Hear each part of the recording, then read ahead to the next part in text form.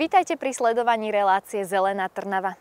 Od marca sa začalo vegetačné obdobie, kedy bez posudku ornitológa nemôžete vyrúbať stromy.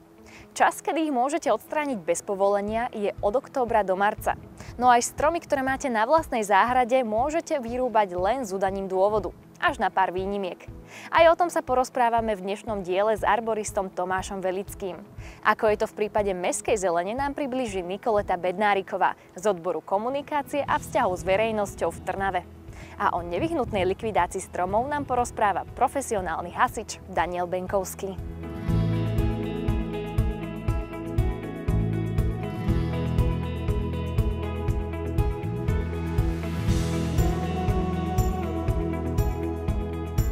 Prečo je výrubové obdobie práve od októbra do konca februára?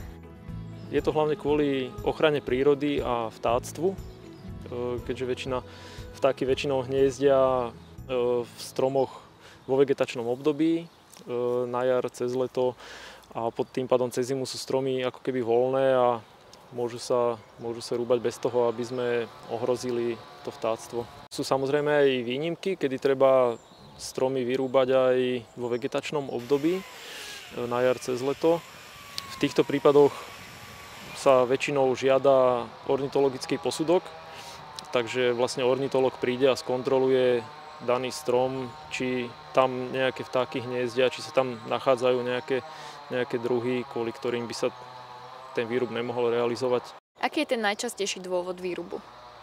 Pokiaľ stromy už vyslovene ohrozujú, alebo je tam nejaký predpoklad, že poškodenie majetku alebo zdravia. Každý ten výrub by mal mať svoje opodstatnenie a to je samozrejme posudzované úradníkmi, ktorí to schvaľujú. Ak mám na záhrade nejaký strom, môžem si ho dať vyrúbať aj sama, alebo na to potrebujem nejaké povolenia? Rozhodujúca je veľkosť stromu, ktorý je vlastne meraný v určitej výške. Je to vo výške 1,30 m sa meria ovod stromu. Záleží potom od druhu pozemku, na ktorom sa nachádza. Pokiaľ to je v zastávaných územiach verejnej priestranstva, tak je to obvod 40 cm. Pokiaľ je pozemok vedený ako záhrada, alebo ovocný sad a tak ďalej, tak je to 80 cm. Takže aj na súkromných pozemkoch je treba výrubové povolenie. Výška tam nie je vôbec rozhodujúca, je to skorej, lebo strom môže mať väčší obvod, ale menšiu výšku. Takže toto sú nejaké podmienky a potom treba to aj nejako papierovo zastrešiť? Treba si podať žiadosť na príslušný úrad. Je to väčšinou, na obci to môže byť obecný úrad, v mestách je to už potom nejaké oddelenie zelene alebo okresný úrad, kde treba podať žiadosť na výrub stromu a následne sa tá žiadosť posudzuje, aby samozrejme každý strom, ktorý sa má rúbať, bol zhodnotený. Musí byť na to adekvátny dôvod. Takže napriek tomu, že je to môj pozemok, môj strom, tak môže sa stať, že si ho nemôžem vyrúbať. Stáva sa to. Hlavne pokiaľ to je hodnotnejší strom, samozrejme na stromoch sa vyčísluje aj tzv. Spoločenská hodnota, perspektíva stromu, poškodenia stromu a tak ďalej. A keď úradník rozhodne, že strom je vhodné zachovať na svojom mieste, že má natoľko hodnotný, že je lepšie ho zachovať, tak zamietajú sa aj dôvody na výrub. Menšie stromy alebo dreviny môžete vyrúbať aj bez povolenia, no len so súhlasom majiteľa pozemku, ktorý je zároveň vlastníkom zelene. Invázne dreviny môžete odstrániť kedykoľvek, pretože sa považujú za hrozbu pre miestne druhy. Rovnako môžete vyrúbať stromy, ktoré ohrozujú ľudí alebo majetok. Stačí, ak pošlete ich fotografiu príslušnému úradu, a to aj po ich odstránení.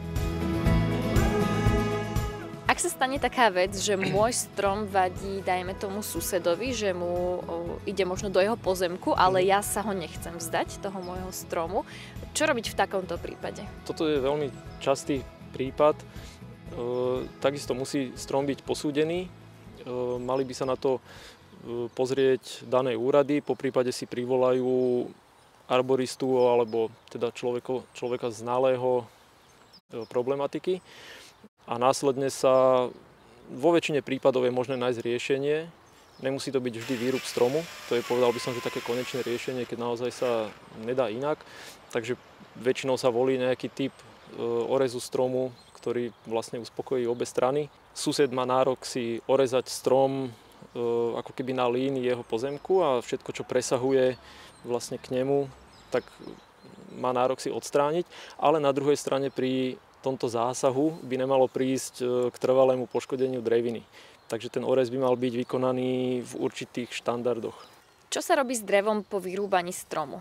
Keď sa jedná o verejnú zeleň pre mestá a obce, tak vo väčšine prípadov sa tento vzniknutý odpad likviduje na skládkach. Nie je to len obyčajné vyhodenie materiálu. Tento materiál sa väčšinou následne spracováva a následne sa zhodnocuje buď na vykurovanie alebo na výrobu nejakých drevárskych výrobkov a tak ďalej, prípadne na výrobu kompostu. Niekedy končí to masívne hrubé drevo ako palivové. Pracovníci referátu správy a údržby zelene pravidelne kontrolujú zdravotný stav verejných stromov. Podľa potreby ich odporúčia orezať alebo vyrúbať. Mestské služby mesta Trnava realizujú tie výruby, ktoré si vedia spraviť so technikou, ktorú vlastnia. To znamená, že sú to výruby, ktoré sa realizujú do maximálnej výšky 20 metrov alebo sa realizujú zo zeme. V prípade, že ide o iný typ výrubov, ktoré sú náročnejšie technicky, tak sa objednáva externá firma a samozrejme sú aj kritické prípady, kedy napríklad na základe nejakej výchrice príde k tomu, že padne nejaký strom alebo vetva na cestu, na chodník a vtedy sú privolávaní hasiči. Aké konkrétne prípady v súvislosti s likvidáciou stromov riešite vy hasiči? My riešime väčšinou prípady, keď sú stromy padnuté na cestných komunikáciách alebo vedľa rodinných domov medzi činžiakmi, vlastne v dôsledku nejakých veterných smrští alebo nejakých snehových kalamít, keď vlastne ťažký sneh láme konáre, rozštepuje tie stromy. Potom máme rôzne prípady stromov opretých o rodinné domy, o činžiaky, takže toto sú naše prípady, ktoré riešime my ako hasičský a záchranný zbor. Po nás prichádzajú väčšinou mestské služby, ktoré sú upovedomené o tejto situácii a oni už vlastne doriešujú potom, či ten strom sa idú vyrúbať celý alebo zostávať. Môžete uviesť aj nejaké konkrétne prípady, kedy ste zasahovali?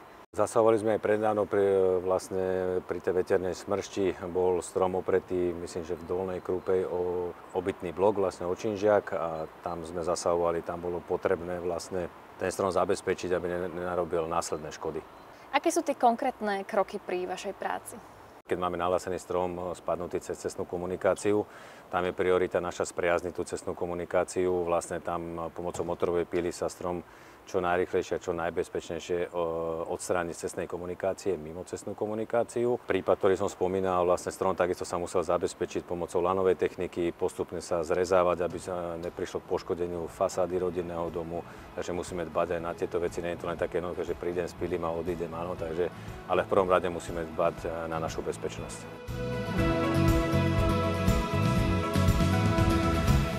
Ako postupujete v prípade, ak občania žiadajú o výrub nejakého mestského stromu? Chodia nám veľmi často žiadosti o výruby stromov. Tie žiadosti sú z rôznych dôvodov. Buď to je znečistenie od listia alebo od výkalov vtákov, hlavne keď parkujú auta pod týmito stromami. Môže to byť napríklad aj, že je ten strom v blízkosti nejakého plotu alebo stavby. Po prípade je na nejakej infraštruktúre, ktorou je popredkávané mesto. A nie všetky žiadosti sú však opodstatnené a mesto sa to väčšinou snaží riešiť tak, aby nemuselo vyrúbať ten strom.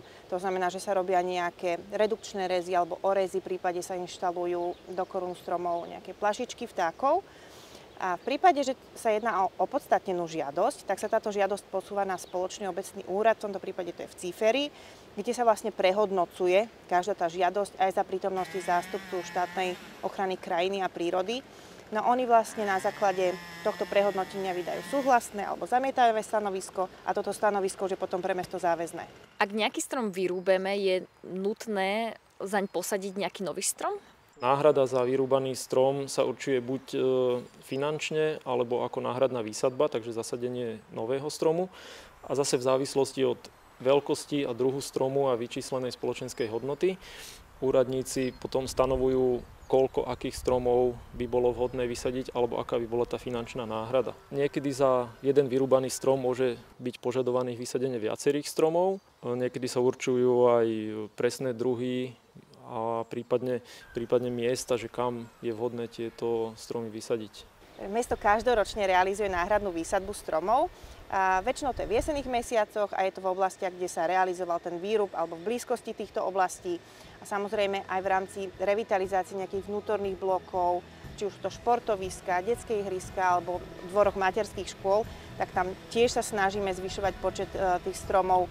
a v súčasnosti prebieha aj vlastne reštrukturalizácia takého uličného priestoru a snažíme sa dostať viacej stromov aj tam.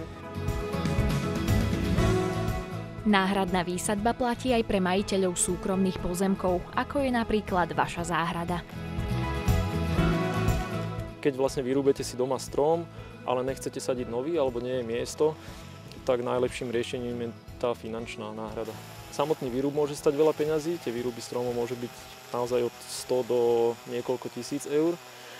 A následná tá vyčíslená spoločenská hodnota, alebo tá hodnota náhrady môže takisto byť stovky, niekedy aj tisíce eur. Nestávajú sa potom také prípady, že človek si ten strom vyrúbe svojpomocne a nikomu o tom nedá vedieť? Samozrejme sa to stáva, ako vo všetkých, nie len pri stromoch, ako vo všetkých prípadoch. Potom je to samozrejme na tom, že či sa na to príde alebo nie. Sú za to dosť vysoké pokuty. Vo väčšine prípadov by som povedal, že sa na to príde. Ľudia sa pozerajú a vlastne aj ten samotný priebeh výrubu je dosť viditeľný. Ďakujeme, že ste sledovali reláciu Zelená Trnava. V nasledujúcom diele sa môžete tešiť napríklad na ovocinára Ľudovita Vaša, ktorý nám ukáže, ako správne orezať stromy. Dovidenia.